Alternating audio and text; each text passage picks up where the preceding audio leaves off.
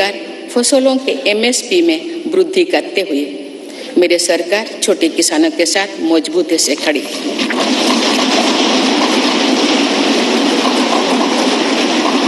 माननीय सदस्यगण, मेरी सरकार ने अनुसूचित जाति, जनजाति और अन्य पिछड़ा वर्ग की आकांक्षा को जगाया है। ये वही वर्ग है जो विकास के लाभ से सबसे अधिक वंचित था। अब जो मूल सुविधाएं इस वर्ग तक पहुंच रही है, तो ये लोग नए सपने देखने में सक्षम हो पाए।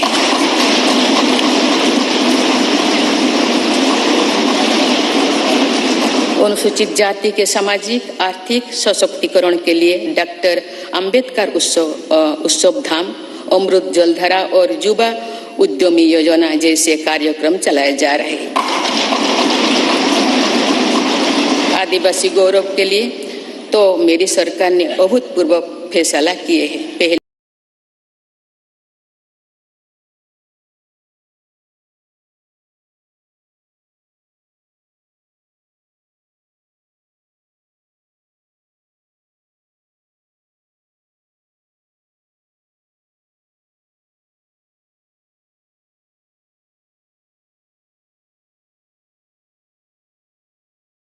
वाले गांव को प्रधानमंत्री आदि आदर्श ग्राम योजना के तहत विकसित किया जा रहा है। आज देश में 400 से अधिक एकलव्य मॉडल स्कूल आदिवासी क्षेत्रों में खुल चुके हैं। देश भर में 3000 से अधिक वन धन विकास केंद्र आजीविका के लिए साधन बने हैं। मेरी सरकार ने राष्ट्रीय पिछड़ा वर्ग आयोग को संवैधानिक दर्जा देकर OBC के वेलफेयर के लिए हमारी प्रतिबद्धता को स्पष्ट किया है। बंजारा, घुमंतु और घुमंतु समुदाय के लिए भी पहली बार वेलफेयर एंड डेवलपमेंट बोर्ड का गठन किया गया है। माननीय सदस्यगण, देश में 100 से अधिक जिले ऐसे थे जो विकास के अनेक पैमानों से पीछे रह गए थे। सरकार ने इन जिलों को आकांक्षी जिले, एस्पिरेशनल डिस्ट्रिक्ट घोषित कर इनके विकास पर ध्यान दिया। आज ये जिले देश के दूसरे जिले से बराबरी की ओर बढ़ रहे हैं।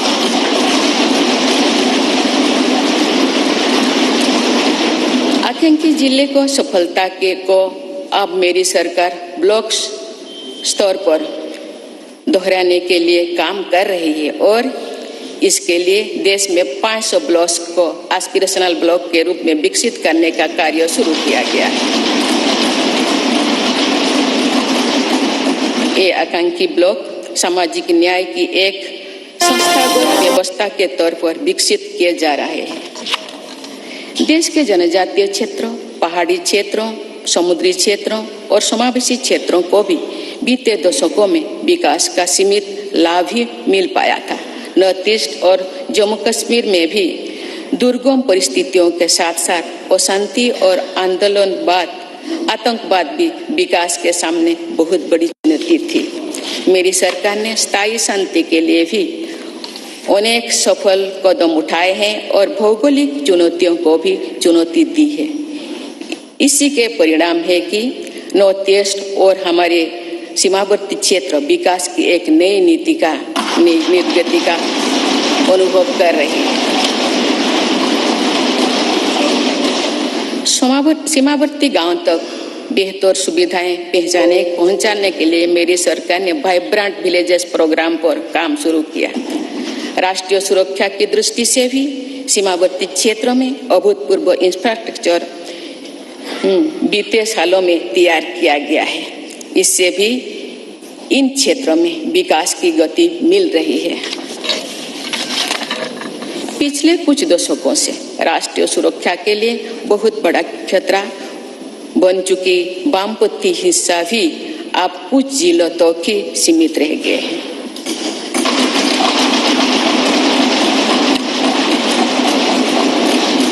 माननीय सदस्यगण, मेरी सरकार की एक बहुत बड़ी उपलब्धि महिला सशक्तिकरण की रही है। इस संदर्भ में मुझे नारी शक्ति नामक एक प्रेरक कविता का स्मरण होता है, जिसे भारतीय साहित्य की अमर विभूति स्वाधीनता सेनानी तथा ओडिया भाषा की सुप्रसिद्ध नारी कवि उत्कल भारती कुंतला कुमारी सावत ने लिखा था। आज से लगभग 100 वर्ष पहले उन्होंने ये उद्घोष किया था, वसुंधरा तले भारत रमणी नुहे हीन नुहे दिन अमर कीर्ति कोटि जुगे केबे जगत नुहे बोलिना। अर्थात भारत की नारी पृथ्वी पर किसी की तुलना में ना तो हीन है ना दीन है। संपूर्ण जगत में उसकी अमर कीर्ति युगों युगों तक कभी लुप्त नहीं होगी, यानी सदैव बनी रहेगी। मुझे ये देखकर गर्व होता है कि आज की हमारी बहनें और बेटी भारत उत्कल भारती के सपनों के अनुरूप विश्व स्तर पर अपनी कीर्ति पताका लहरा रहे हैं। मुझे प्रसन्नता है कि महिलाओं की ऐसी प्रगति के पीछे मेरी सरकार के प्रयासों का संबल रहा है।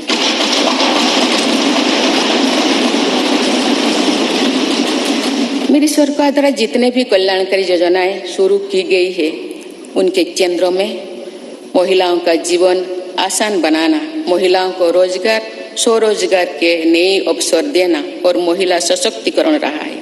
महिला उत्थान में जहां पुराना धारणाओं और पुरानी मान्यताओं को तोड़ना भी पड़ा, उससे भी सरकार पीछे नहीं हटी है।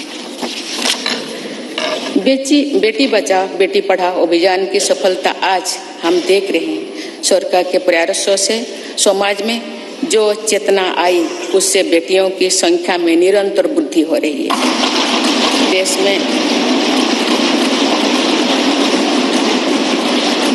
देश में पहली बार पुरुषों की तुलना में महिलाओं की संख्या अधिक हुई है एवं महिलाओं का स्वास्थ्य भी पहले के मुकाबले और बेहतर हुआ है। प्रधानमंत्री सुरक्षित मातृत्व अभियान हो या फिर प्रधानमंत्री मातृ वंदना योजना, इनमें माँ और बच्चे दोनों के जीवन को बचाने में हम सफल रहे हैं। आयुष्मान भारत योजना की भी लगभग 50% लाभार्थी महिलाओं ही है। माननीय सदस्य लोगों, मेरी सरकार बेटियों की पढ़ाई से लेकर उनके करियर तक हर बाधा को दूर करने का प्रयास कर रही है।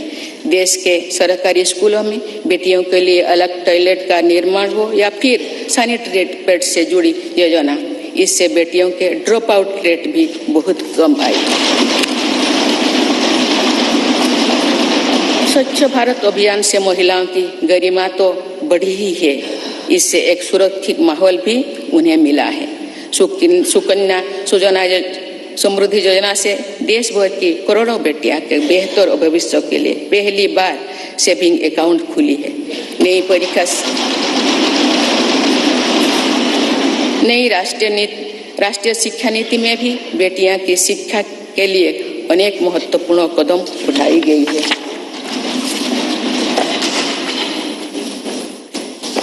मेरी सरकार ने यह भी सुनिश्चित किया है कि किसी भी कार्य क्षेत्र में महिलाओं के लिए कोई बंदिश ना हो। इसीलिए माइनिंग से लेकर सेना में अग्रिम मोर्चे तक हर सेक्टर में महिलाओं की भर्ती को खोल दिया गया है। सैनिक स्कूलों से लेकर मिलिट्री ट्रेनिंग स्कूलों तक में आप हमारी बेटियां पढ़ाई और ट्रेनिंग कर रही है। ये मेरी सरकार ही है जिसने मातृत्व अवकाश को 12 सप्ताह से बढ़ाकर 26 सप्ताह किया है।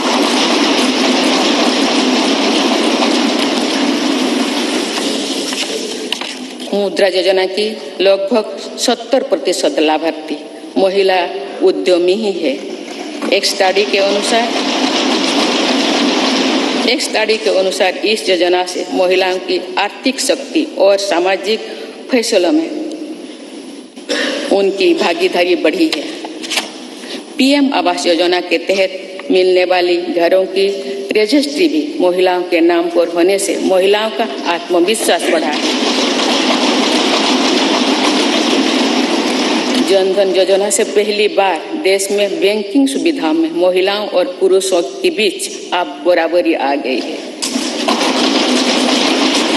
देश में इस समय 80 लाख से ज्यादा स्वयं सहायता समूह भी काम कर रहे हैं, जिनमें करीब 9 करोड़ महिलाएं जुड़ी हुई हैं।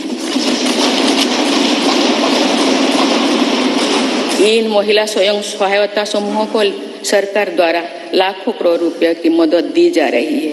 माननीय सदस्यगण, हमारी विरासत हमें जोड़ों से जड़ती है और हमारा विकास आसमान पर छूने का हौसला देता है। इसीलिए मेरी सरकार ने विरासत को मजबूती देने और विकास को प्राथमिकता देने की राह चुनी।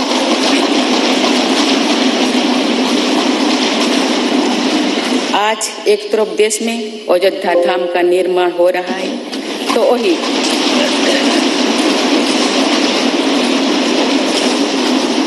वही दूसरी तरफ आधुनिक संसद भवन भी बन रहा है।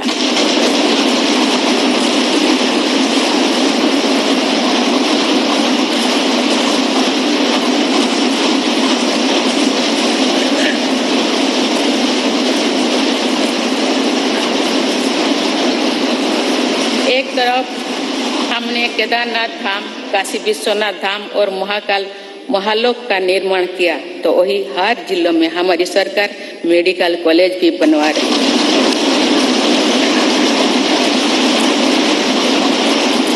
एक तरफ हम अपने तीर्थ और ऐतिहासिक धरोहर का विकास कर रहे हैं, तो वही दूसरी तरफ भारत दुनिया की बड़ी स्पेस पावर बन रहा है।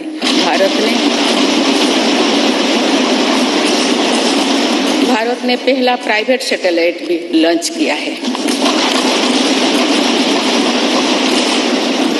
एक तरफ हम आदि शंकराचार्य भगवान बसवेश्वर, तिरुवल्लुवर, गुरु नानक देव जैसे संतों को के दिखाए रास्ते पर आगे बढ़ रहे हैं, वही दूसरी तरफ आज भारत हाईटेक नॉलेज का हब भी बनता जा रहा है।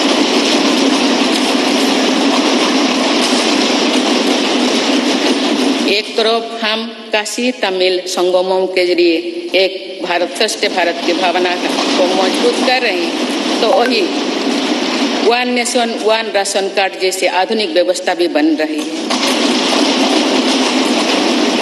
डिजिटल इंडिया और 5G टेक्नोलॉजी में भारत के सामर्थ्य का लोहा आज पूरी दुनिया में मान्य है। आज भारत जहां योग और आयुर्वेद जैसी अपनी पुरातन विधाओं को पूरी दुनिया तक तो पहुंचा रहा है, वही दूसरी तरफ फार्मेसी ऑफ वर्ल्ड की नई पहचान भी सशक्त कर रही है।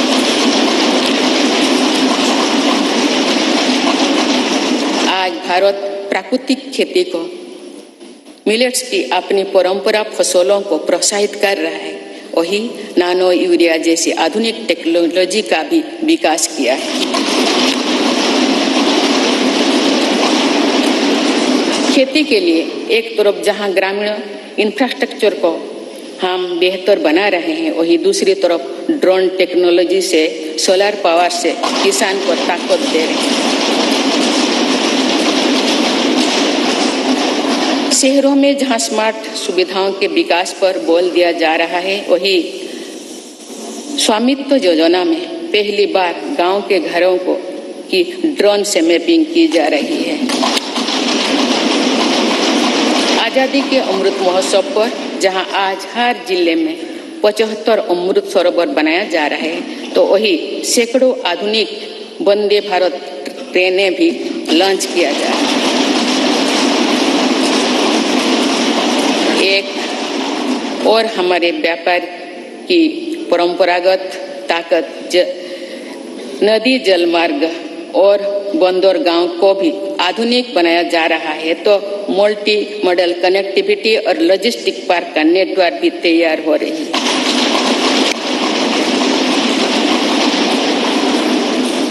माननीय सदस्यगण, आजादी के अमृत काल में देश पंच प्राणी की प्रेरणा से आगे बढ़ रहा है। गुलामी के हार निशान, हार मानसिकता से मुक्ति दिलाने के लिए भी मेरी सरकार निरंतर प्रयासरत है।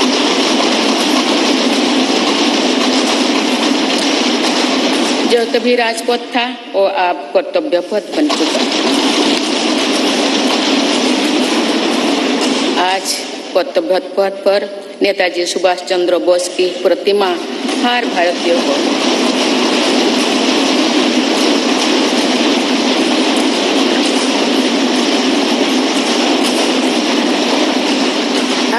को गौरवान्वित कर रही है।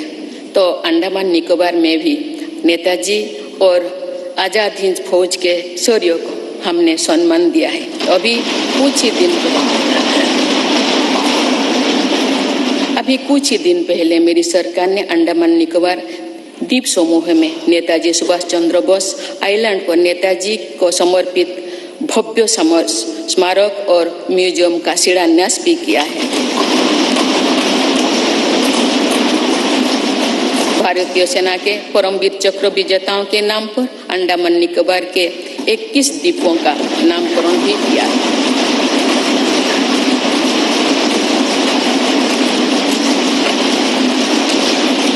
एक तरफ नेशनल वॉर मेमोरियल आज राष्ट्रीय शौर्य का प्रतीक बन गया है, तो वही हमारी नौसेना को भी आप छत्रपति वीर शिवाजी महाराज का दिया प्रतीक मिल गया है।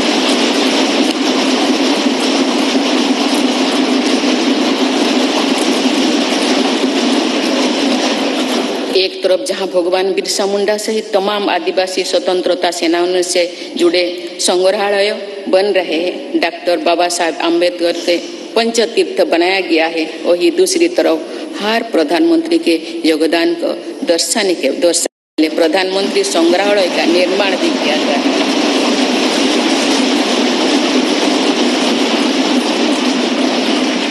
प्रथम वीर बाल दिवस को भी पूरे गर्व और श्रद्धा के से मनाया गया। इतिहास की पीड़ाओं और उनके साथ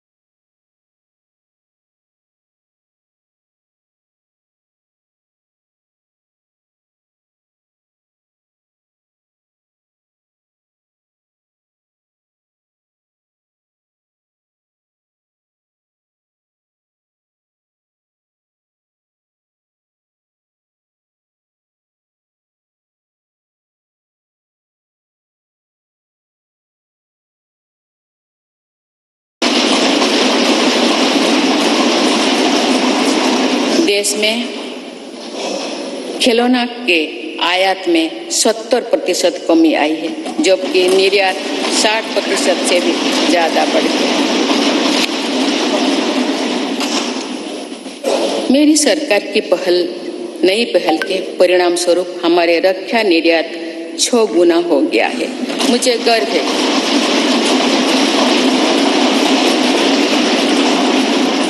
गर्व है कि हमारी सेना में आज INS विक्रांत के रूप में पहला स्वदेशी एयरक्राफ्ट कैरियर भी शामिल हुआ है।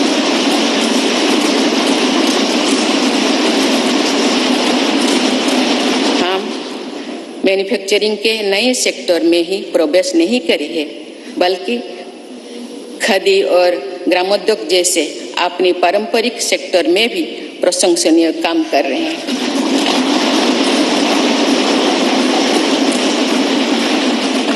ये हम सभी के लिए खुशी की बात है कि आजादी के अमृत महोत्सव के दौरान देश के खादी और ग्रामीण उद्योग का टर्नओवर 1 लाख करोड़ रुपये से अधिक का हो चुका है।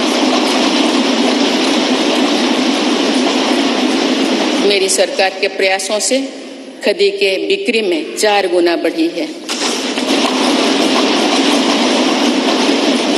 माननीय सदस्यगण, मेरी सरकार ने इनोवेशन और एंटरप्रेन्योरशिप पर निरंतर अभूतपूर्व बल दिया है। इससे दुनिया की सबसे युवा आबादी वाले हमारे देश की ताकत का सदुपयोग हो रहा है। आज हमारे युवा अपने इनोवेशन की ताकत दुनिया को दिखा रहे हैं। 2015 से भारत ग्लोबल इनोवेशन इंडेक्स में 81 स्थान पर था। अब हम 40वें स्थान पर पहुंच गए।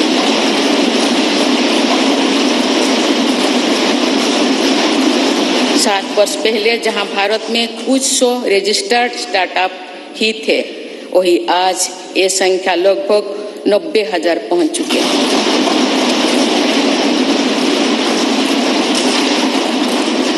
आज के युग में हमारी सेनाओं का भी युवा शक्ति में समृद्ध होना, युद्ध शक्ति में निपुण होना, टेक्नोलॉजी की पावर से लेस रहना बहुत अहम है।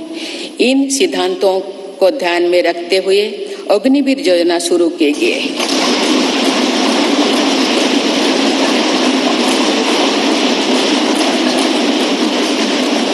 इससे देश की युवा शक्ति को सेनाओं के माध्यम से राष्ट्र की सेवा का अधिकतम अवसर मिलेगा। मेरी सरकार देश के युवाओं की शक्ति को खेलों के जरिए भी देश के सम्मान से जोड़ रही है। हमारे खिलाड़ियों ने कॉमनवेल्थ गेम्स से लेकर ओलंपिक और पैरा गेम्स से अभूतपूर्व प्रदर्शन कर ये साबित किया है कि उनकी प्रतिभा किसी से भी कम नहीं।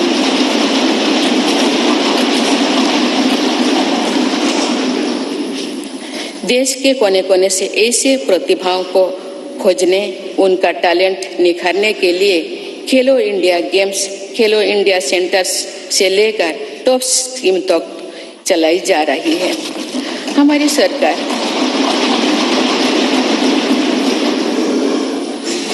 सरकार दिव्यांग कल्याण को लेकर भी पूरी तरह संवेदनशील है।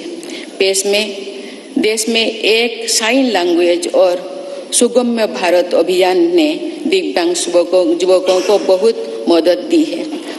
माननीय सदस्यगण, बीते दशकों में हमने भारत के इंफ्रास्ट्रक्चर के निर्माण में 2 बड़ी चुनौतियां देखी है।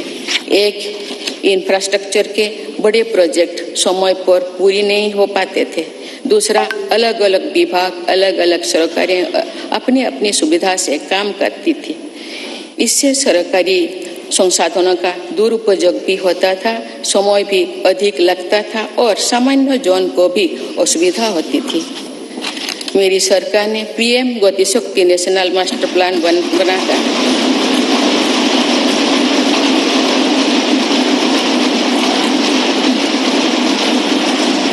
इन चुनौतियों से निपटने के लिए ठोस कदम उठाए हैं। पीएम गति शक्ति नेशनल मास्टर प्लान को लेकर राज्यों और यूनियन टेरिटोरीज ने भी उत्साह दिखाए हैं। इससे देश में मल्टी मॉडल कनेक्टिविटी का भी विस्तार होगा। मेरी सरकार भारत को विश्व का सबसे कॉम्पिटिटिव लॉजिस्टिक हब बनाने के लिए प्रयासरत है। इसके लिए पिछले वर्ष देश में नेशनल लॉजिस्टिक पॉलिसी लागू की गई है। इस पॉलिसी के लागू होने से लॉजिस्टिक कॉस्ट में काफी कमी आई। मेरी सरकार देश के विकास के लिए जिस स्पीड और स्केल पर काम कर रही है वो अभूतपूर्व है, अतुलनीय है। मेरी सरकार ने आने के बाद भारत के गरीबी के लिए औसतन हर रोज आवास योजना के 11,000 घर बने। इसी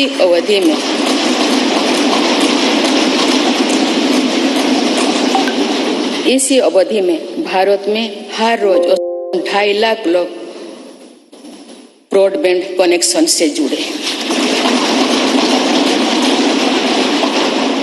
हर रोज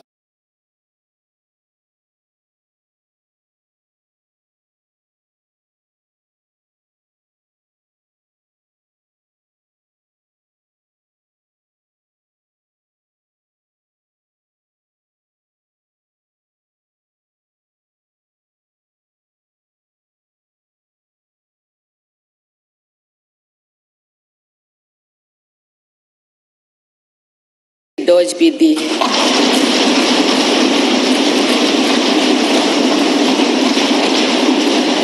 सोशल इंफ्रास्ट्रक्चर की बात करें तो साल 2004 से 2014 के बीच देश में जहां 145 मेडिकल कॉलेज खुले थे, वही मेरी सरकार ने 2014 में 2022 तक 14 से 2022 तक 260 से अधिक मेडिकल कॉलेज खोले।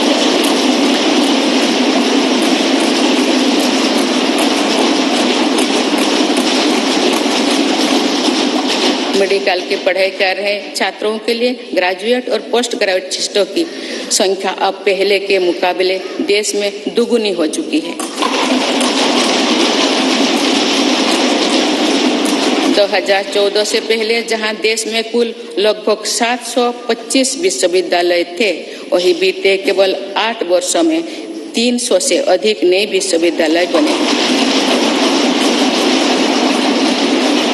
इसी दौरान देश में 5000 से अधिक कॉलेज भी खोले गए हैं। इसी प्रकार फिजिकल इंफ्रास्ट्रक्चर में तो देश में कई नए रिकॉर्ड बने हैं। प्रधानमंत्री ग्राम सड़क योजना में 2013-14 तक देश में करीब 3,81,000 किलोमीटर सड़कें बनी थी, जबकि 2021-22 तक ग्रामीण सड़कों का ये नेटवर्क 7 लाख किलोमीटर से भी ज्यादा हो गया।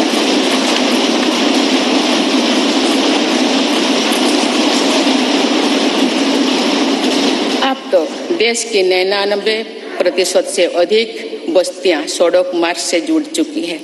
वर्ल्ड बैंक सहित अनेक संस्थाओं की स्टडी के अनुसार ग्रामीण सड़कों से गांव में रोजगार, खेती, शिक्षा और स्वास्थ्य पर बहुत सकारात्मक असर पड़ा है।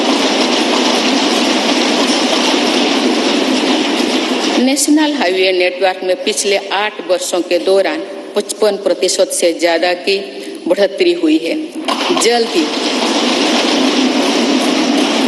जल्द ही भारतमाला प्रोजेक्ट के तहत देश के 550 से ज्यादा जिले हाईवे से जुड़ जाएंगे और अर्थव्यवस्था को गति देने वाले कॉरिडोर्स की संख्या 6 से बढ़कर 50 होने वाली है। इसी तरह देश के एविएशन सेक्टर भी तेजी से आगे बढ़ रहा है। साल 2014 तक जहां देश में एयरपोर्ट्स की संख्या 74 थी, वो अब बढ़कर 147 हो गए। आज भारत दुनिया का तीसरा बड़ा एविएशन मार्केट बन चुका है। इसमें उड़ान योजना की भी बहुत बड़ी भूमिका है। भारतीय रेलवे अपने आधुनिक अवतार में सामने आ रही है और देश के रेलवे मैप में अनेक दुर्गम क्षेत्रों भी जुड़ रहा है। वंदे भारत एक्सप्रेस के रूप में एक आधुनिक और सेमी हाई स्पीड ट्रेन भारतीय रेल का हिस्सा बन चुका है।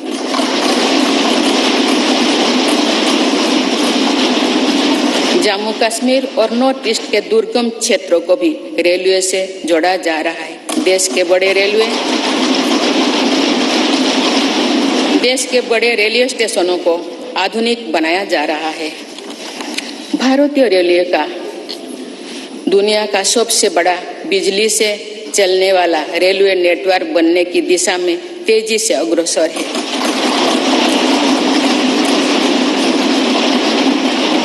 भारतीय रेल को सुरक्षित बनाने के लिए स्वदेशी टेक्निक कोबोज का भी हम तेजी से विस्तार कर रहे हैं। माननीय सदस्यगण, भारत ने उस सोच को भी बदला है जो प्रगति और प्रकृति को परस्पर विरोधी मानती थी।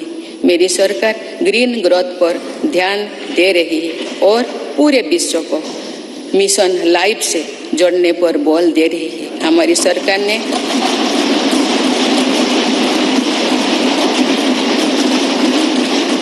सरकार ने पिछले 8 वर्षों में सोलर एनर्जी क्षमता को करीब 20 गुना बढ़ाया है।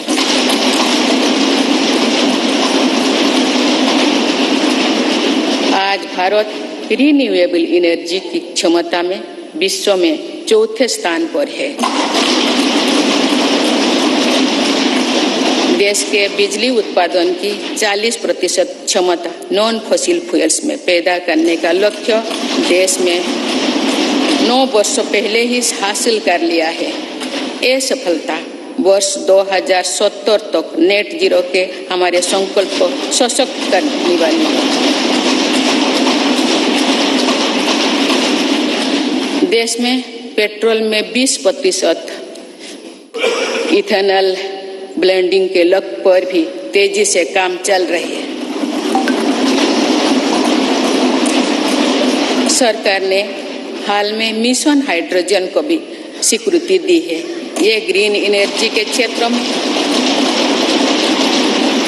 भारत में लाखों करोड़ रुपए की निवेश को आकर्षित करने वाले हैं। इससे फलस्वरूप ग्रीन एनर्जी को लेकर भी एनर्जी सिक्योरिटी के लिए भी विदेशों में हमारी निर्भरता कम होगी।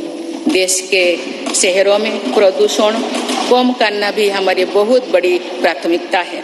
इसीलिए इलेक्ट्रिक मोबिलिटी के लिए बहुत बड़े स्तर पर काम चल रहा है। फेम योजना के तहत राजधानी दिल्ली सहित देश के अनेक शहरों में केंद्र सरकार द्वारा 7,000 से अधिक इलेक्ट्रिक बसें पब्लिक ट्रांसपोर्ट देश के शहरों में प्रदूषण कम करना भी हमारी बहुत बड़ी प्राथमिकता है। इसीलिए इलेक्ट्रिक मोबिलिटी के लिए बहुत बड़े स्तर पर काम चल रहा है। फेम योजना के तहत राजधानी दिल्ली सहित देश के अनेक शहरों में केंद्र सरकार द्वारा 7,000 से अधिक इलेक्ट्रिक बसें पब्लिक ट्रांसपोर्ट देश के शहरों में प्रदूषण कम करना भी हमारी बहुत बड़ी प्राथमिकता है। इसीलिए इलेक्ट्रिक मोबिलिटी के लिए बहुत बड़े स्तर पर काम चल रहा है। फेम योजना के तहत राजधानी दिल्ली सहित देश के अनेक शहरों में केंद्र सरकार द्वारा 7,000 से अधिक इलेक्ट्रिक बसें पब्लिक ट्रांसपोर्ट देश के शहरों में प्रदूषण कम करना भी हमारी बहुत बड़ी प्राथमिकता है। इसीलिए इलेक्ट्रिक मोबिलिटी के लिए बहुत बड़े स्तर पर काम चल रहा है। फेम योजना के तहत राजधानी दिल्ली सहित देश के अनेक शहरों में केंद्र सरकार द्वारा 7,000 से अधिक इलेक्ट्रिक बसें पब्लिक ट्रांसपोर्ट देश के शहरों में प्रदूषण कम करना भी हमारी बहुत बड़ी प्राथमिकता है। इसीलिए इलेक्ट्रिक मोबिलिटी के लिए बहुत बड़े स्तर पर काम चल रहा है।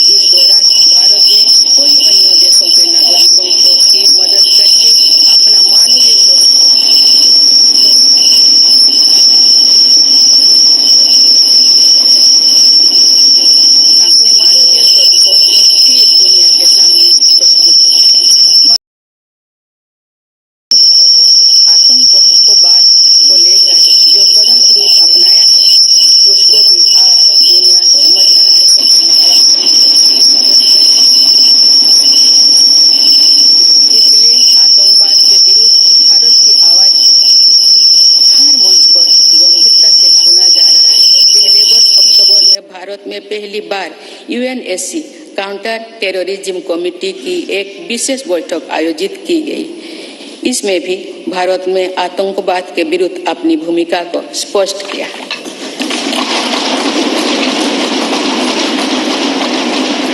साइबर सिक्योरिटी से जुड़ी चिंताओं को भी मेरी सरकार गंभीरता से पूरे विश्व के सामने रख रही है।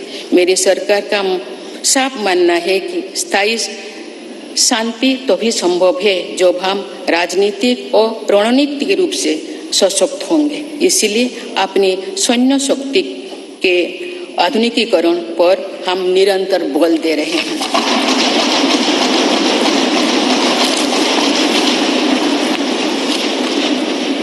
माननीय सदस्यगण, लोकतंत्र की जननी के रूप में भारत की अनंत यात्रा अनंत गौरव से भरी हुई है।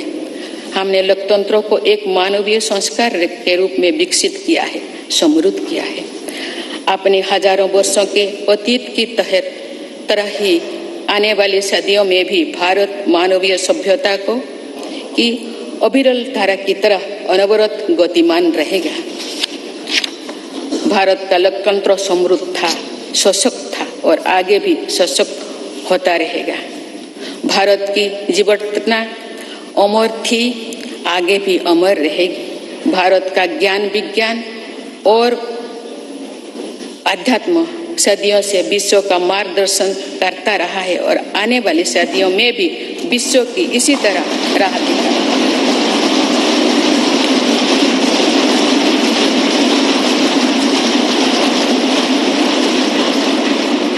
भारत के आदर्श और मूल्य अंधकार से भरे गुलामी के दौर में भी अक्षुण्ण रहे हैं और ये आगे भी अक्षुण्ण बने रहेंगे। एक राष्ट्र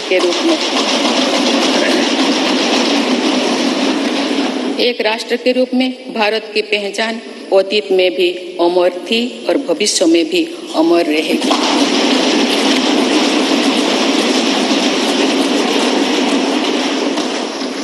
लोकतंत्र के केंद्र इस संसद में हमारा प्रयास होना चाहिए कि हम मुश्किल लगने वाले लक्ष्य तय करें और उन्हें हासिल करके दिखाएं।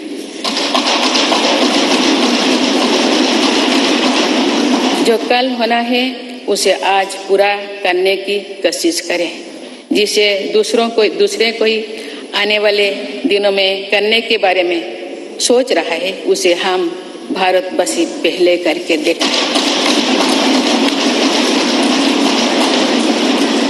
आइए अपने लोकतंत्र को समृद्ध करते हुए हम उस वेद वाक्यों को आत्मसात करें जिसमें कहा गया है, संगच्छोधो संबोधोधं संबोहो मनांसी जानतम। अर्थात हम सब एक साथ कदम से कदम मिलाकर चले, हमारे संकल्प स्तरों में एकता का प्रवाह हो और हमारे अंतःकरण एक दूसरे से जुड़े।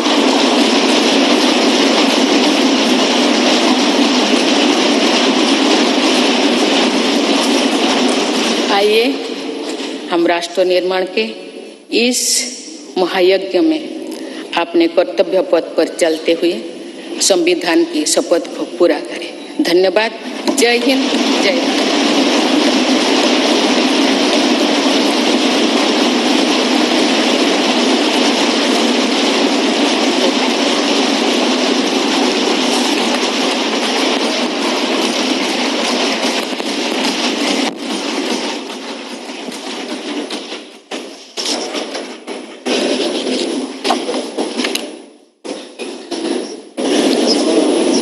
Honorable members, select paragraphs from the address by the President of India, Srimati Draupadi Murmuji, to Parliament, and the rest may be taken as read. Honorable members, it gives me a great pleasure to address both houses of Parliament assembled together. A few months back, our country completed 75 years of independence and entered the Amrit Kal. This Amrit Kal period of 25 years is the period of golden centenary of independence and making of a developed India. In almost 9 years of my government's term, the people of India have witnessed many positive changes for the first time. Honorable members, Lord Basveshwar had said, Kai Kave Kailash, which means Karma is worship and Shiva is in the Karma itself. Following this path, my government is actively engaged in performing the duty of nation building. Today, India has a government working at unprecedented speed and scale. Today, I express my gratitude through this session to the people of the country for electing a stable government for 2 consecutive terms. Over the years, the country has developed a stable and transparent regime in the form of DBT and Digital India. Today, the monetary benefits of more than 300 schemes are directly reaching the bank accounts of the beneficiaries.